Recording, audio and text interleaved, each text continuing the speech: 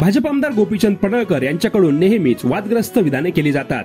विरोधकांवर टीका करताना पडळकर यांच्याकडून अतिशय खालच्या भाषेमध्ये टीका केली जाते आणि त्यामुळे वाद निर्माण होतात। गोपीचंद पडळकर यांनी माजी मंत्री आणि राष्ट्रवादीचे नेते जयंत पाटील यांच्या पालकांबाबत देखील वादग्रस्त आणि अश्लाघ्य विधान केलं होतं आणि यानंतर या विधानाचे राजकीय पडसाद देखील उमटले। गोपीचंद पडळकर यांनी जयंत पाटील यांचे वडील आणि दिवंगत नेते राजाराम बापू पाटील यांचा उल्लेख करत अश्लाघ्य विधान केलं होतं। या विधानानंतर सांगली जिल्ह्यामध्ये संतापाची लाट उसळली आणि गोपीचंद पडळकर यांच्या विरोधामध्ये आंदोलन देखील केलं गेलं। स्वतः शरद पवार यांनी मुख्यमंत्री देवेंद्र फडणवीस यांना फोन करून या विधानावरून नाराजी व्यक्त केली। यानंतर देवेंद्र फडणवीस यांनी देखील गोपीचंद पडळकर यांचे कान टोचले।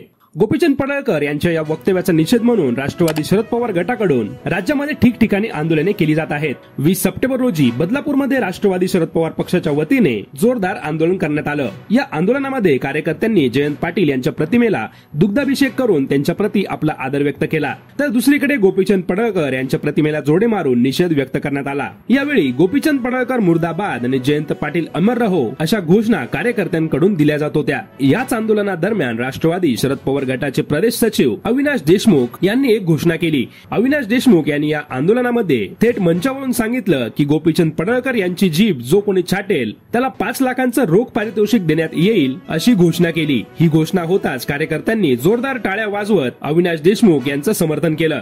मात्र अविनाश देशमुख यांनी केलेल्या या वक्तव्यामुळे आता हा वाद अधिक चिघळण्याची शक्यता आहे।